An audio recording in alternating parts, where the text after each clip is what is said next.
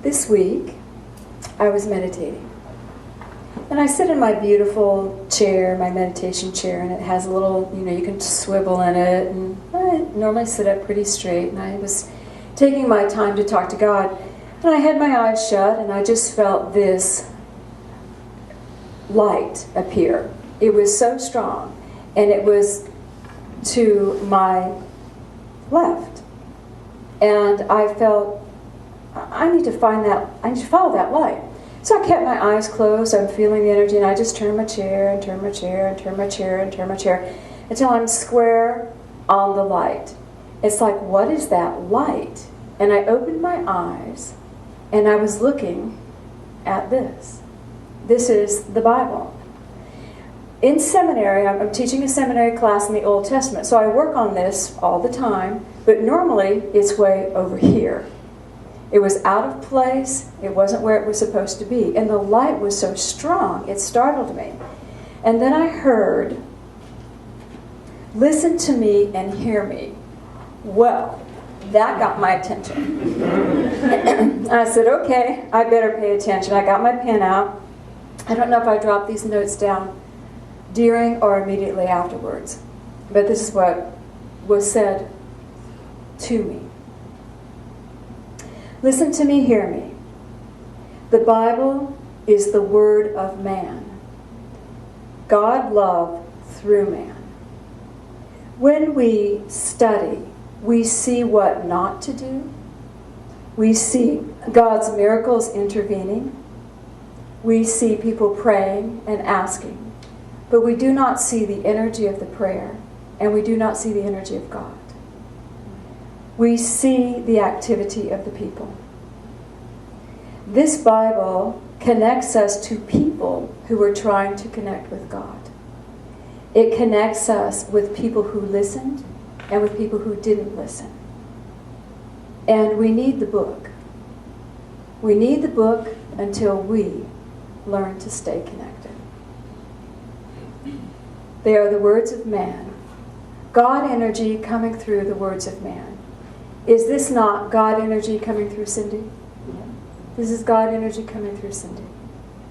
God energy coming through man. I want us to really be with that. So often in our world, we take the words of someone else. We take the ideals of someone else. And we look for that to be God energy. But God energy is energy. We are the channels. So, enlightened directives for self. We need to become the connection. We need to become that conduit where we feel the energy expressing through our consciousness, through who we are. And how do we do that? In our seminary studies, I bless my students. We have been on a march through the Old Testament. And it's very challenging. I know many of you have read it. I know all of you are aware of how big it is. And we've been going through our studies, and this past Saturday we were working with Ezekiel. And I'll just give you a brief history. The Hebrew nation took the promised land.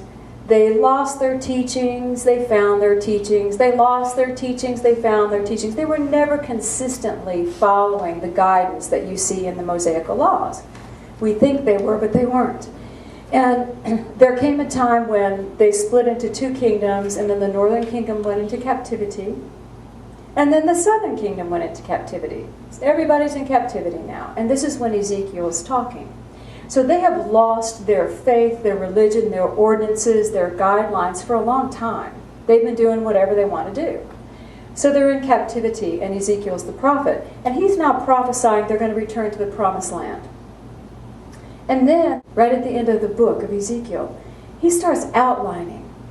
Now, I want you to build a temple. He has a vision of this temple. He starts outlining the literal construction of the temple.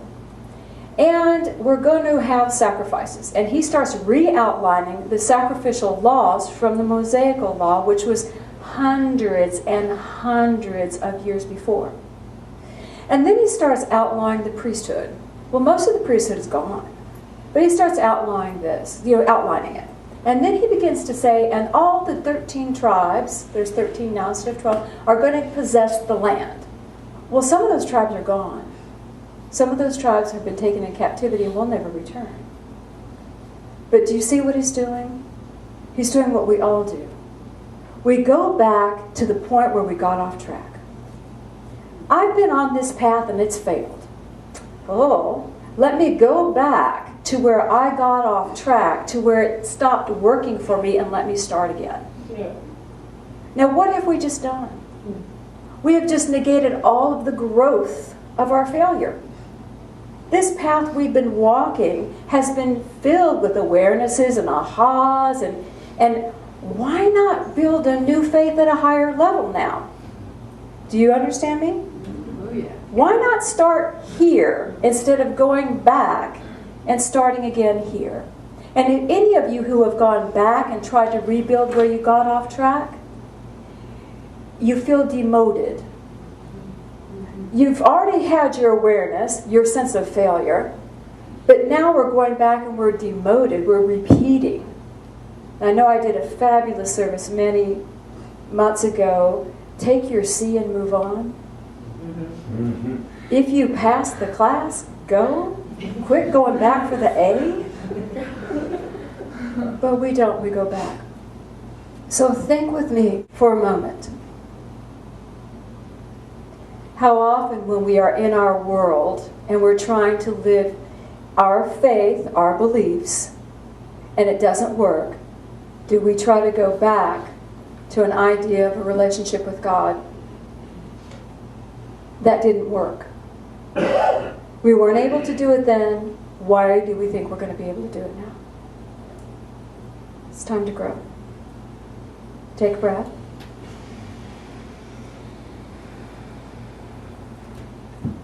The other thing that we do is an example given to us in the New Testament. I love Jesus' stories. I love what he says. He says God is within you. Pray, talk to God, change how you treat people, be loving and kind, flow with God light. You know, that's the only message. Be one with God. Flow with God light. What is the first thing that we did? The first thing that we did as soon as he left? We started trying to organize it. We need some rules here because Betty is flowing way the wrong way. She is just not in alignment with where I'm flowing. So we need to structure how God flows. And we need rules to bring it in. And we need to make these rules good so everybody's flowing the same way. God flowing through the individual. God flowing through the structure. You're not aware of how you flow through the structure. You're not aware of how we limit our relationship with God by flowing through the structure. Anybody hearing something? All right. When we go on these paths of experiences, we are not the same. When we realize, oh, this is not working, we are not the same. We should have grown. If we grow, our path should not be the same. The path that led to our seeming failure, and you know, you all come to this point and you go, oh, well, that didn't work. Well, yes, you do that, but you also say, that didn't work, ... and I failed. I'm so glad I failed. I'm so glad I'm not on some of the paths that I started. Where would I be? I'm so glad I hit dead ends that I had to fall flat on my face in order to restructure my direction. When we really realize that the path has been completed, that path that we deem a failure is simply a space of completion. We're not done with that. It's time to move on. When we can do that, we can create a path that leads to greater success. But in that moment, do we go back to the wheel of where we've been? Do we go back to the words of some teaching that we heard? Do we go back to the structure of our world? Or do we have the faith to step out into something we don't know, something we're unfamiliar with? In the Bible it says, I will give them a new heart and a new mind. And don't you think every experience you have gives you a new heart and a new mind? It should. That's what it's supposed to do. And this is what I was told. If you do have a new heart and a new mind, you should also have a new path. That path may look exactly the same as the one you're on right now. It may be the same job, the same family, the same challenges. But the new path, and path simply is your intention to create. The new path is different. Your intention to create has changed. We all are looking for our path. What's my path in the world? Think of it that way. What do you want to create in the world? That's your path. Rules, beliefs, and theology, they are so much a part of our subconscious mind. We don't even know. We don't know. Why is it okay for you to isolate from others? Why is that okay? Why is it okay for you to judge somebody? Why is that okay? Somewhere in your subconscious mind you have teachings that say shunning is appropriate. It's okay to shun. You have teachings that say it's okay to isolate. They're not your brothers. We have all these things that are functioning at a deep subconscious level. Do you know what they were born of?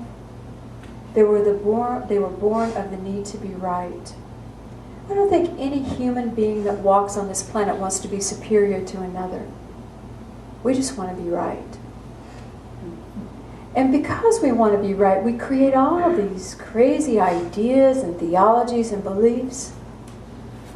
And then we feed them to our children. And then thousands of years later, we all sit here looking at a book for answers instead of looking at the energy within that book for guidance. Do you know what I'm saying? The energy for guidance. Every belief that you hold that separates you from another came from a belief system that you inherited. What if we could create a new path of inclusion? What if we could realize that just didn't work? What if we could live now, and instead of going back and trying to reinvent a wheel that hasn't been successful, we create a space in our world where God can begin to move. And we can be different. Be different. No wheel, let's levitate. Lifting it up. Okay. The new path is the new intention to create. So this is what I was given. Do you want to rise above? Yes. Do you want the enlightened directives for self? All right, so here's 3 little steps that you can start to do in your own world. The first one is stop looking for solutions in the outer and give God room to work. Stop looking for how am I going to make this happen? Who's going to help me with this? Oh, I don't know what I'm doing. And leave room for God to work. When we look to the outer in our world, please hear this. When we look to the outer in our world, it must flow through what we can currently understand. Now, what do you hear in that statement? Limitation. I am looking to figure out the answer, therefore it must come through what I can understand. Now, I'm not that brilliant. Pretty smart though, but not that brilliant. If I can create a space where God can move through, if I can simply let my hands go and say, God, I really created a doozy. Can't wait to see how you're going to help me out with this one. And let the energy space be created so God can start to work. And I know you will tell me, oh, Cindy, I try. I try that all the time. And I'm going to say, oh, gosh, you don't. Most of us don't. And if we try maybe 5% of the time. Because most of us are so addicted to fixing things. I must fix this because this gives me value and it gives me purpose in my life. And do you know what happens to you energetically when you start to fix things? You create an energy cord to what you're fixing and you begin to send energy to it and you become, yes, the word is drained. You become drained because now you're fixing things. And so you see, oh, then fix this, and I need to fix that, and then this, and then that, and then pretty soon, who's the God of your world? You are. You are the God of your world. You are sourcing everything. Is there room for God to move? No. Do we have any fixers out there? All right. It's draining, isn't it? It's draining. There is no space for God to move. Stepping back, if God, if my father, mother, however you want to describe creator, if God created me, this world, this situation, and allows us to do anything we want, why not create a space to let that creator move too? Help me, show me, teach me. And then I can receive that which is beyond my understandings. And we call those miracles. Miracles are merely outworkings of the law that we can't yet understand. They're not mysteries. It's an outworking of a law that we cannot yet understand. Okay, so number one, stop looking for solutions in the world and give God room to work. Take a breath. You got it? Can you try? Number two, look for God in every moment. Remember, we're looking about enlightened directives for self. Look for God in every moment. I know when we meditate, we're open for divine guidance. But do you actually, I mean, you might take a moment to bless your meal before you eat it. But do you actually ask for God to be with you in the little things as well as the big things? We love the people that have the big stories, don't we? The big manifestation stories, we love that. We love to hear God moving mountains for people. And it makes us feel, yay, God moved a mountain for them. Well, if you can't let God help you in the little things, how is God going to move a mountain for you? You know, we look at it as inspiration, but we never pull it into our beingness. Don't you love the mountain stories? We love them. We love them. Can God work with you? Little things. Little things. We are always asking for divine guidance. Always looking for that spiritual connection everywhere we go. And even yesterday, I had a little teeny miracle.